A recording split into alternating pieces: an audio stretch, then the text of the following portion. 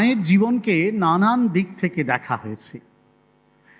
বস্তুত প্রথম দিকে যারা এসেছিলেন তাদের অনেকেরই মায়ের জীবন বা তাৎপর্য ইত্যাদি নিয়ে কারোর কারোর কিছু কিছু সংশয় ইত্যাদি জন্মেছিল।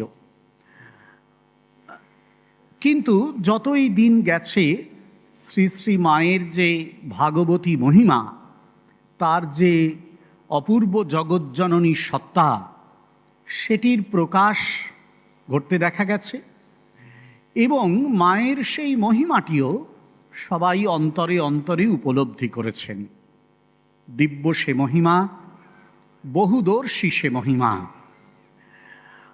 আজ এতদিন পরে আমরা যখন মায়ের সেই অপূর্ব দিব্য জীবনের দিকে ফিরে তাকাই, তখন আমাদেরও ভাবতে অবাক লাগে যে সত্যি এই একটি জীবনের মধ্যে এত সাধারণ, এত আটপৌরে সহজ সরল একটি জীবন, তার মধ্যে এত অপূর্ব সব বৈশিষ্ট্য, ভাগবত বৈশিষ্ট্য, মানব বৈশিষ্ট্য, দেব বৈশিষ্ট্য সব একত্রে কি করে এসে জমা হলো। ভগবান যারা হন বা বড় সাধক সাধিকা যারা হন, তাদের জীবনের উচ্চতা আমরা সবাই জানি এবং অনেক সময় আমরা দূর থেকে সেখানে শ্রদ্ধা নিবেদন করি। নিশ্চয়ই তাদের জীবন আমাদের সাধনায় উদ্বুদ্ধ করে।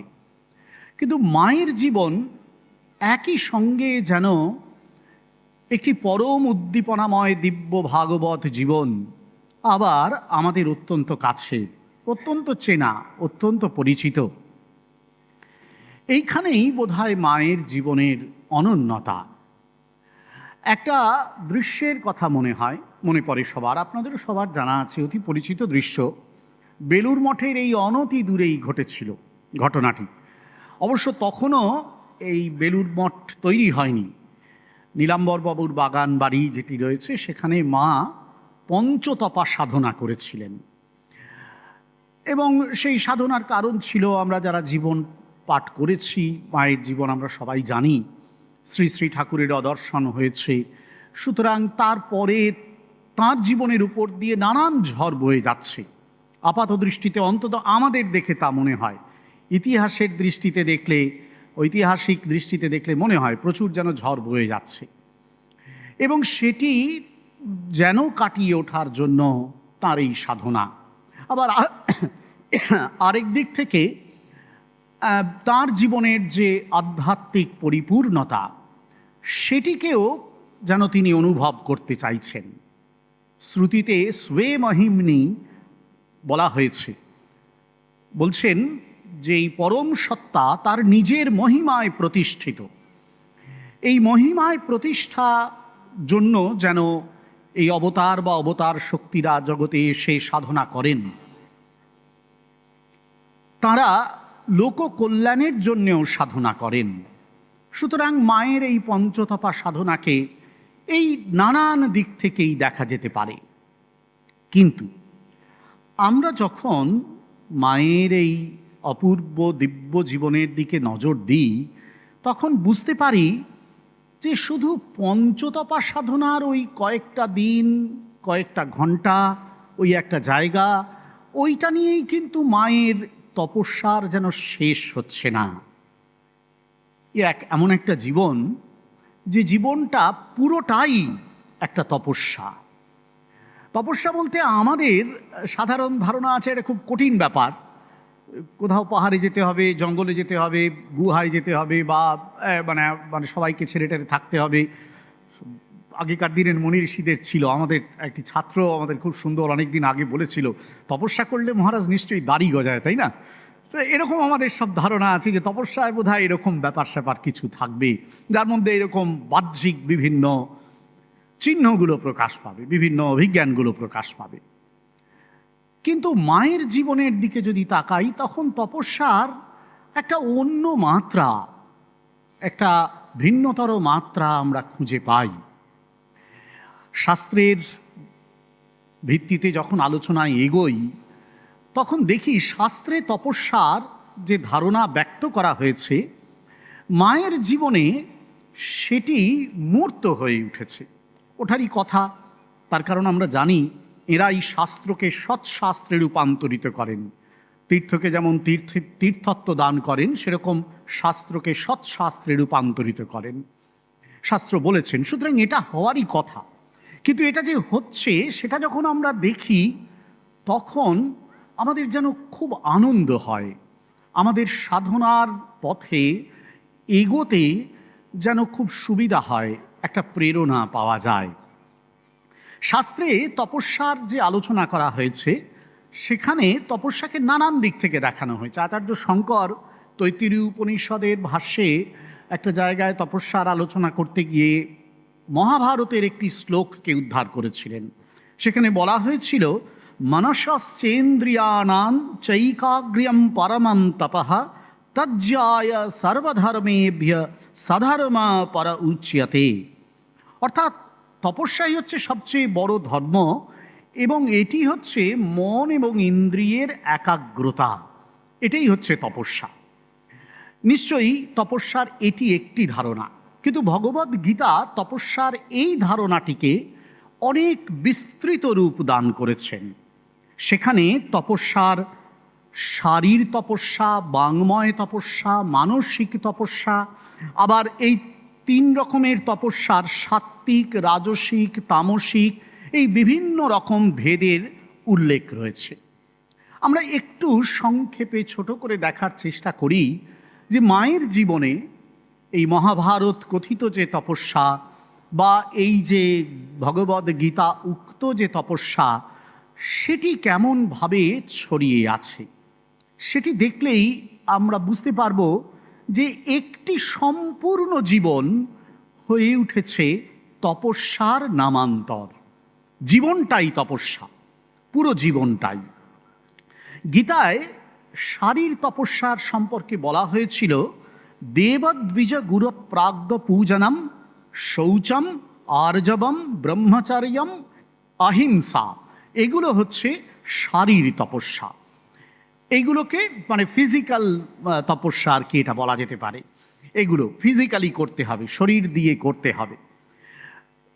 আমরা জানি মা যখন নহবতে ছিলেন তখন কি অদ্ভুত রকমের জীবন কাটিয়েছিলেন। ওই রকম ছোট ঘর। এখন যদি আমরা নহবত যখন ঘুরতে যাই তখন দেখে অবাক হয়ে যাই যে এই ঘরে একজন কেউ থাকতে পারে। আবার উনি একা ছিলেন সেরকম নয়, ওখানে তার সঙ্গে আরও সঙ্গিনীরা থাকতেন, আরও জিনিসপত্র থাকতো। আমাদের সঙ্গে নিজেদের যখন তুলনা করতে যাই অবাক হয়ে যাই, কি করে মা ওইটুকুনি একটা ঘরে থাকতে পারতেন। আবার ঠাকুরের ঘরে, কাছেই ঠাকুরের ঘরে তো বিরাট আনন্দ উৎসব হতো, মানে কীর্তন টীর্তন হতো, তাতে কিন্তু মায়ের সবসময় প্রবেশাধিকার ছিল না, প্রায় কোনো সময়ই প্রবেশাধিকার ছিল না। মা দূর থেকে দেখতেন, কিন্তু তাতেও মা বলছেন হৃদয়ে আনন্দের পূর্ণ ঘট বিরাজ করত। এই যে নিজের আপাত দৃষ্টিতে যেটিকে কষ্ট বলে মনে হয় সেটিকে কষ্ট মনে না করা, এটিকেই পূজা জ্ঞানে গ্রহণ করা, এটি মায়ের জীবনের প্রথম থেকে শেষ পর্যন্ত আমরা দেখতে পাই। জয়রামবাটিতে দেবী জগদ্ধাত্রীর সামনে মা দাঁড়িয়ে আছেন। দেবতার সামনে মায়ের প্রার্থনারত মূর্তিটি আমাদেরকে যেন ভগবানের প্রতি আরও গভীরভাবে আকৃষ্ট করে। তিনি নিজেই ভাগবতী, অথচ দেবীর সামনে তিনি দাঁড়িয়ে আছেন এক অপূর্ব প্রার্থনারতা মূর্তিতে। কুলগুরু পূজার যিনি তন্ত্রধারক হয়ে আছেন তাকে মা প্রণাম করছেন, পূজারীকেও প্রণাম করতে যাচ্ছেন, আবার যিনি তন্ত্রধারক হয়ে আছেন তাকেও প্রণাম করছেন। প্রথমজন প্রণাম নেননি, দ্বিতীয়জন প্রণাম নিচ্ছেন। অদ্ভুত লাগে দেখতে, যিনি ভাগবতী তিনি প্রণাম করছেন, কি অদ্ভুত তার বিনয়। শৌচ আমরা জানি দক্ষিণেশ্বরে মা কিভাবে এই শৌচ, এই পবিত্রতা বজায় রেখেছিলেন। শৌচের 2টি রূপ, একটি বাহ্য ও আন্তর শৌচ। বাহ্য শৌচ কীরকমভাবে তিনি করতেন তার বর্ণনা দিয়েছেন। আন্তর শৌচ কি? আচার্য শঙ্কর বলছেন যে মনস প্রতিপক্ষ ভাবনায়া রাগাদি মলানাম অপনয়নম। মনের যে ভালো ভালো গুণগুলো আছে, মৈত্রী, করুণা প্রভৃতি প্রতিপক্ষ ভাবনার দ্বারা মনের যে নোংরাগুলো সেগুলোকে ধুয়ে মুছে ফেলা। আমাদের নিশ্চয়ই মনে পড়বে দক্ষিণেশ্বরে মায়ের একটি বিখ্যাত প্রার্থনা, অতি সুন্দর প্রার্থনা। জ্যোৎস্না রাত্রে চাঁদ উঠেছে, মা চাঁদের কাছে তাকিয়ে, চাঁদের দিকে তাকিয়ে প্রার্থনা করেছেন যে চাঁদেও কলঙ্ক আছে, কিন্তু মায়ের জীবনে যেন কোনো কলঙ্ক না থাকে, মায়ের জীবন যেন একেবারে সম্পূর্ণ নির্মল হয়ে যায়। শ্রীরামকৃষ্ণের লোকান্তর হয়ে যাওয়ার পর, তার প্রকট লীলা শেষ হয়ে যাওয়ার পর কামারপুকুরের যে দুঃখ দারিদ্র্যময় জীবন মায়ের ছিল, তার বর্ণনা অনেক পরবর্তীকালে প্রকাশ পেয়েছে। যাদের তাকে দেখার কথা ছিল তারা কেউই দেখেননি, দেখাশোনা করেননি। মাকে তো নানান কষ্টে দিন কাটাতে হয়েছে। মা ঠাকুরের কথা শুনে ঠাকুরের নির্দেশ অনুযায়ী সময় কাটিয়েছেন, খুব কষ্টে কাটিয়েছেন। কিন্তু তা বলে তার যারা স্বজন পরিজন তাদের উপর কিন্তু তার কোনো ক্ষোভ ছিল না। ওই যে সবসময় আনন্দের পূর্ণ ঘট নহবতে থাকাকালীন তার হৃদয়ে বিরাজ করত, সেই পূর্ণ ঘটস্থিত আনন্দ তার সমগ্র জীবন জুড়ে ছড়িয়ে গিয়েছিল। তাই কোনোভাবেই কারোর প্রতি দেশ হিংসা, কোনো দিন কোনো ঈর্ষা, কোনো ক্ষোভ তার মধ্যে একটুও দেখা যায়নি। আর্জব মানে কি? ঋজুত্ব, মনের কুটিলতাহীনতা। মায়ের মনের স্বভাব অকপট, মানে মায়ের মনের স্বভাবটাই ছিল এরকম যে সেখানে কোনো কপটতা ছিল না। সাধারণভাবে যে নতুন তখনকার দিনে প্রযুক্তি আসছে, সেই প্রযুক্তিগুলো দেখলে মা ভয়ই পেয়ে যেতেন, সবাই দেখে হাসতো। কল দিয়ে জল পড়ছে, একটু হয়তো জলটা পড়তে একটু ফসফস করে শব্দ হচ্ছে, মা বলছেন যে ওখানে সাপ, ওখান থেকে সাপের শব্দ হচ্ছে। হারিকেন লণ্ঠন নিয়ে তার লণ্ঠন খুলতে ঠুলতে খুব অসুবিধা হতো। একেবারেই গ্রামের সহজ সরল একজন আটপৌরে নারীর যে জীবন, সে জীবন আভাসিত হয়েছে সেখানে। অম্বিকা চৌকিদার প্রশ্ন করেছিল মায়ের স্বরূপ মাকে। মা উত্তর দিয়েছিলেন, তুমি আমার অম্বিকা দাদা, আমি তোমার সারদা বোন। এই এক সরল, কুটিলতাহীন, অকপট, অত্যন্ত সহজ জীবন মায়ের জীবনকে মহিমামণ্ডিত করেছে। ঠাকুরের কাছে ঠাকুর মাকে জিজ্ঞাসা করেছিলেন, তুমি কি আমাকে সংসার পথে টেনে নিয়ে যেতে এসেছো? মা উত্তর দিয়েছিলেন, না, ইষ্ট পথে সাহায্য করতে এসেছি। মায়ের পরম পবিত্রতা ঠাকুরকেও বিস্মিত করেছিল, ঠাকুরও সেটার স্বীকৃতি দিয়েছিলেন, সেটা স্বাভাবিকই ছিল। কিন্তু তা সত্ত্বেও তার প্রকাশ সাধককে, পরবর্তীকালকে বিস্মিত করেছে। সেই জন্যই মায়ের বন্দনায় বলেছেন সাধক সন্ন্যাসী, পবিত্রতা স্বরূপিণী তিনি। মায়ের জীবনে অহিংসার কীরূপ প্রকাশ পেয়েছিল তার অনেক দৃষ্টান্ত রয়েছে। এমনকি ঠাকুরের সময় তিনি ওই গেঁড়ি গুগলিগুলো, সেগুলোকেও নিয়ে সেগুলোকে ছাঁচতে তার আপত্তি ছিল। তার কারণ ওখানেও তাদেরও ব্যথা লাগবে, তাদেরও যন্ত্রণা হবে। সর্বভূতে করুণার যে অপূর্ব দৃষ্টান্ত মায়ের জীবনে প্রকাশ পেয়েছে, তার তুলনা মেলা ভার। এই যদি শারীর তপস্যার দৃষ্টান্ত হয়, তাহলে বাংময় তপস্যার দৃষ্টান্ত মায়ের জীবনে নিত্য পাওয়া যাবে। গীতায় ভগবান বলছেন, বাংময় তপস্যা কীরকম? অনুদ্বেগকারম বাক্যম সত্যম প্রিয়হিতঞ্চয়ত স্বাধ্যায়াভ্যসনম চৈব বাংময়ম তপ উচ্যতে। খুব কঠিন। ভগবদ্গীতা বলছেন এমনভাবে কথা বলতে হবে যেটা কারোর উদ্বেগ জন্মিয়ে দেবে না। সত্য কথা বলবে, প্রিয় কথা বলবে, আবার হিতকারী কথা বলবে। আমরা অনেক সময় জানি সত্য কথা বলতে গেলে প্রিয় কথা বলা যায় না, আবার প্রিয় কথা বলতে গেলে সত্য কথা বলা যায় না। আমাদের বাস্তব জীবনে এই অভিজ্ঞতা হয়। কিন্তু ভগবদ্গীতা বলছেন এটাই তপস্যা, এটা করাটাই তপস্যা। মায়ের জীবন এটির প্রমাণ রূপে রয়েছে। কি অদ্ভুত! সারাটা জীবনে তিনি যখনই কাউকে কথা বলেছেন, যথার্থ কথাটিই বলেছেন, কিন্তু সেটি প্রিয়ত্বই সম্পাদন করেছে, কল্যাণই সম্পাদন করেছে। তাতে কিন্তু কখনো কারোর মনে আঘাত লাগেনি। তেলোভেলোর প্রান্তরের কথা আমরা স্মরণ করতে পারি। ডাকাত দম্পতি তার কথায় মুগ্ধ হয়ে গিয়েছিলেন। কি করে মুগ্ধ হলেন? তিনি তার কথার মধ্য দিয়ে, তার কথার মাধুর্যের মধ্য দিয়েই তাদের সেই যে চরিত্রের যে রূঢ়তা, কর্কশতা, সেটিকে কিন্তু দূর করে দিতে পেরেছিলেন, ঠেকিয়ে রাখতে পেরেছিলেন। অদ্ভুত! অন্যত্র আমরা দেখেছি ডাকাত আমজাদ তার কাছে আসতো, কিন্তু মায়ের কাছে তার সেই কর্কশতা থাকতো না। মা কিন্তু তার অপূর্ব মাধুর্যমণ্ডিত বাক্য দিয়ে তাদেরকে গ্রহণ করতে পেরেছিলেন। এই যে এমন একটি জীবন যেখানে একটা কথাও কখনো কাউকে রূঢ়ভাবে বলা হয়নি। রাধু, যাকে তিনি মানুষ করেছিলেন, সেই রাধু তার শ্রীঅঙ্গে আঘাত করেছে, মা কিন্তু তার প্রতি কোনো রকম অকল্যাণকর বাক্য উচ্চারণ করেননি। তাকে আশীর্বাদ করেছেন, নিজের পায়ের ধুলো মাথায় তুলে দিয়েছেন। পাগলি মামির অত্যাচারের সময়ে একবার তিনি কেবলমাত্র উল্লেখ করেছিলেন, একটুখানি। তারপরেই তার মধ্যে কি অনুশোচনা এসেছিল! বললেন, ঠাকুর আমাকে দিয়ে এইও বলালে, আর কেন?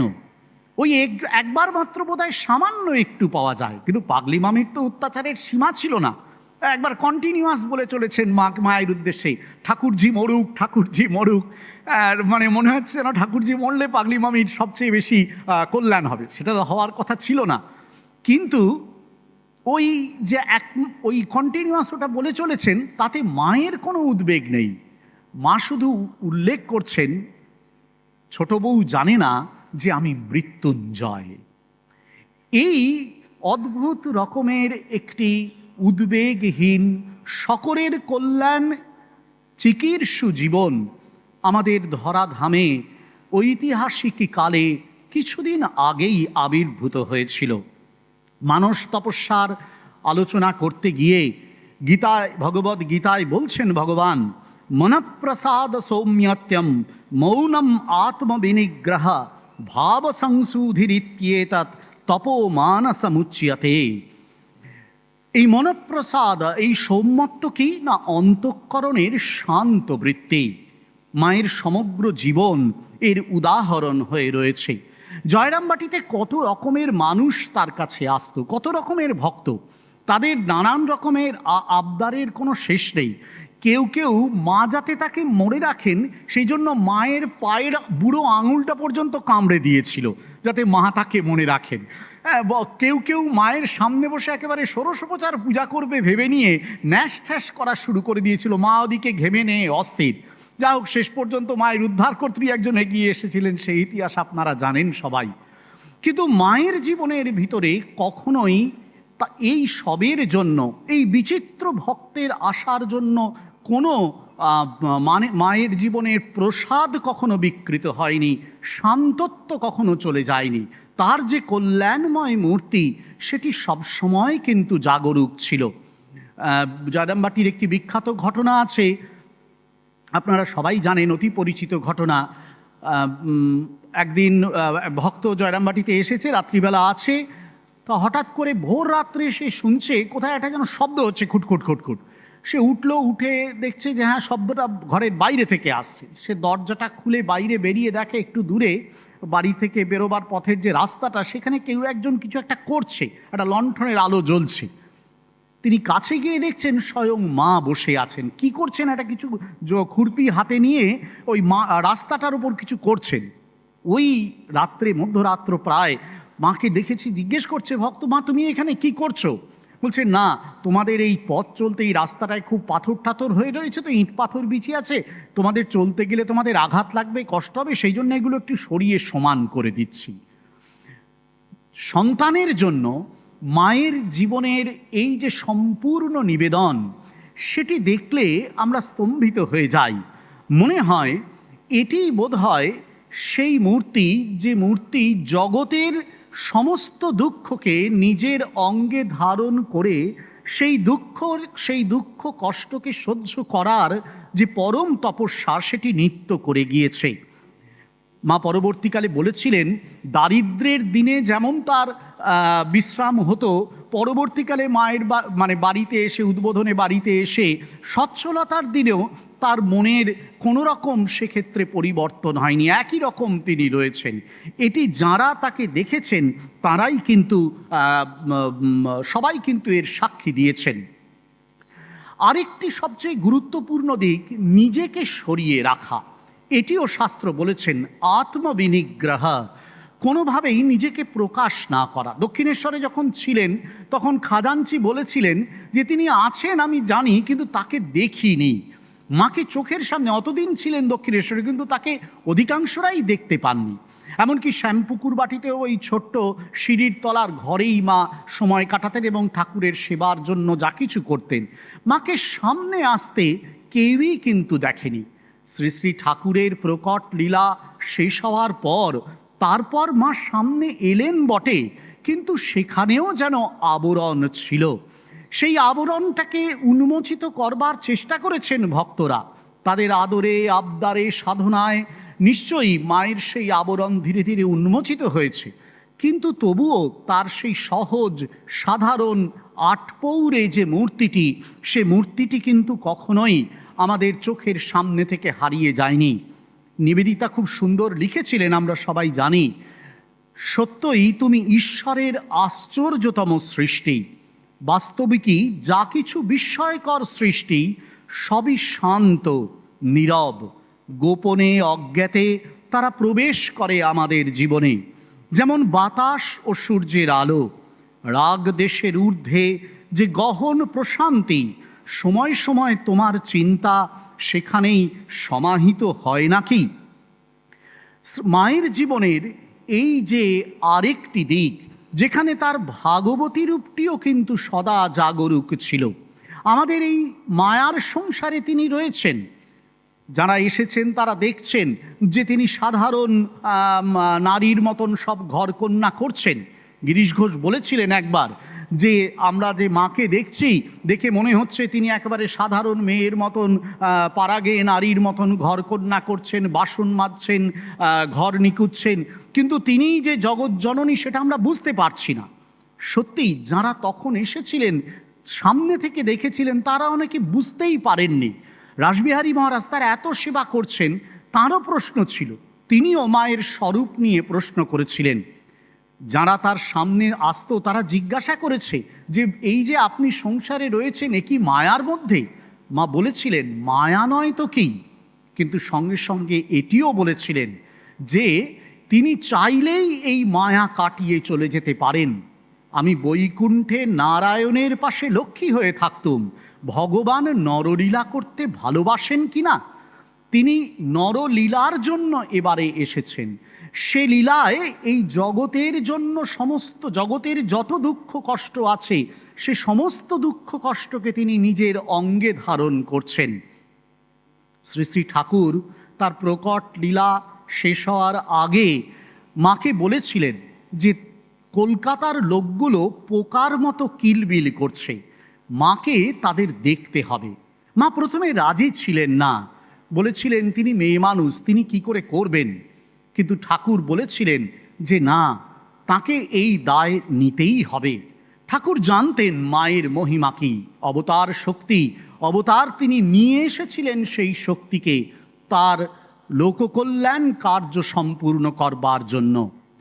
এই যে কলকাতার লোক পোকার মতো কিলবিল করছে, তারা কারা?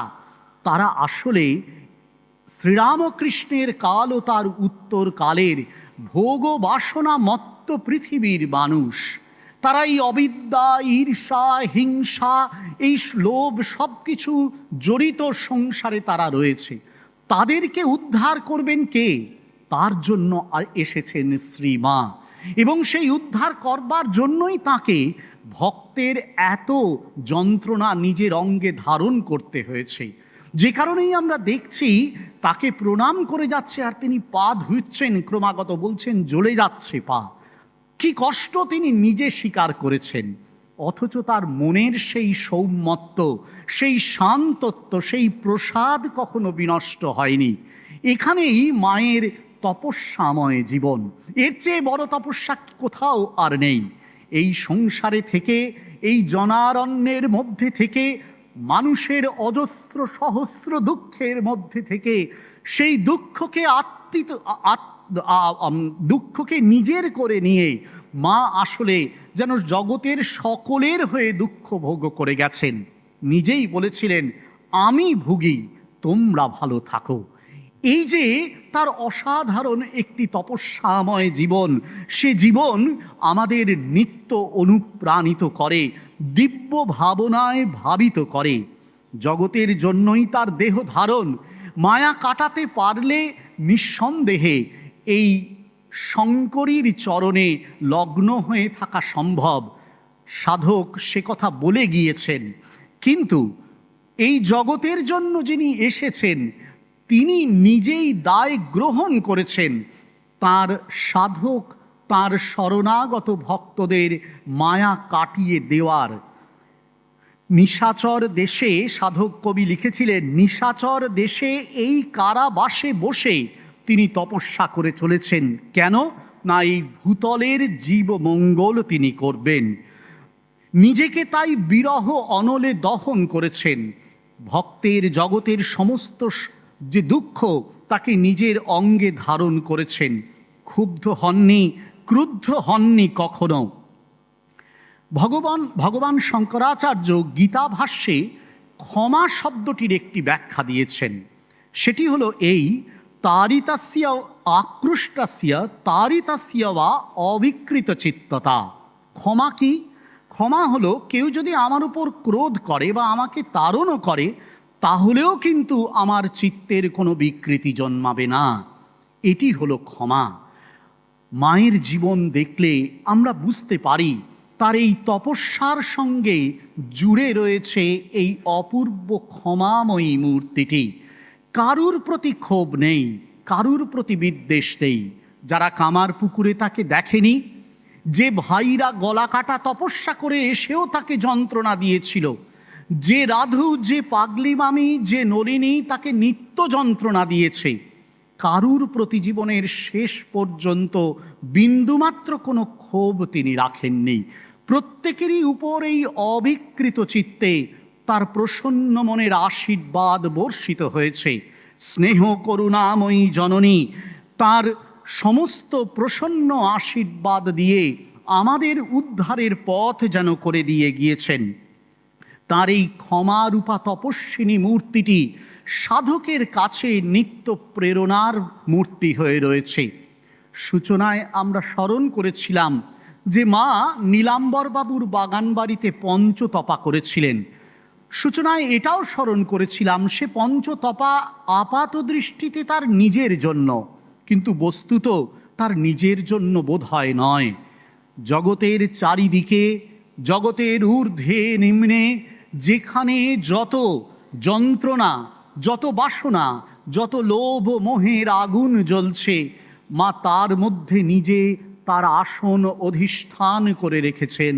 সেটাই তার মহিমা, সেখানেই তিনি মহিমমণ্ডিত। স্বে মহিম্নি, সেই মহিমায় মার তপস্যাময়ী এই ক্ষমারূপা মূর্তিটি আমাদের কাছে চির সাধনার ধন, চির আরাধ্য বস্তু।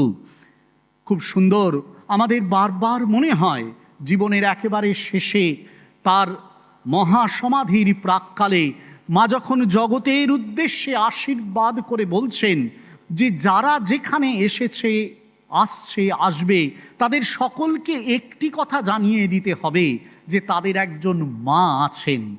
এই মা হারা জগৎকে এই কথাটি তিনি শোনাতে এসেছিলেন যে এই মা হারা জগতের, এই যন্ত্রণাদগ্ধ জগতের একজন মা আছেন, যিনি সকলের হয়ে সমস্ত কষ্ট ভোগ করেছেন অবিকৃত চিত্তে, প্রশান্ত প্রসন্ন চিত্তে। এবং সেই অবিকৃত শান্ত সমাহিত প্রসন্ন মূর্তিটি আজও দিব্যরূপেও বিভাসিত হয়ে রয়েছে। এই শ্রীমন্দিরে মা গঙ্গার দিকে তাকিয়ে বসে রয়েছেন। জয়রামবাটিতে, সর্বত্র মায়ের সেই অপূর্ব যে বিগ্রহখানি, যে প্রতিমাখানি, সেটি যেন নিত্য তার সেই নিত্য লীলার আভাস আমাদের কাছে প্রকাশ করছে, যে নিত্যলীলায় আজও তিনি সেই একই ক্ষমারূপা তপস্বিনী মূর্তিতে আমাদের সামনে প্রকাশিতা। যেন এ জীবনচক্রে মহিমার স্থির কেন্দ্র তুমি, আবর্ত সংকুল তবু তোমারই তো পাদপদ্ম চুমি, হৃদয় তরঙ্গ দল ছুঁতে চায় আত্মার আকাশ, চিরপ্রেম চিরক্ষমা অনন্তের অমেয় আভাস। এ ধুলিরে ধন্য করে, এ ধরারে করে মহিয়ান, জীবন জ্যোতির স্পর্শে দূরে যায় অন্ধতমস্বিনী, ধ্বনিছে প্রভাত মন্দ্রে তোমারই তো অভয়ে আহ্বান, সকল সন্তান তরে ক্ষমারূপা তুমি তপস্বিনী। নীলাম্বর বাবুর বাগান বাড়িতে একদিন পঞ্চতপা সাধনায় যে অগ্নিকুণ্ডের মধ্যে বসে মা তার এই তপস্বিনী মূর্তির উদ্ভাসন ঘটিয়েছিলেন, সেই ক্ষমারূপা তপস্বিনী মূর্তিটি সমস্ত জগতের জন্য উৎসর্গীকৃত, সমস্ত জগতের আশ্রয় দাত্রী মূর্তি, সকলের জন্য তিনি তপস্বিনী। আমাদের শুধু দায় সে মূর্তির চরণতলে আশ্রয় নেওয়ার সাধনার, সেটুকু যেন করতে পারি এ পুণ্য দিনে, এ পুণ্য তীর্থে, এই আমাদের সতত প্রার্থনা। ওম শান্তি শান্তি শান্তি। হরি ওম তৎসৎ। শ্রীরামকৃষ্ণার্পণমস্তু।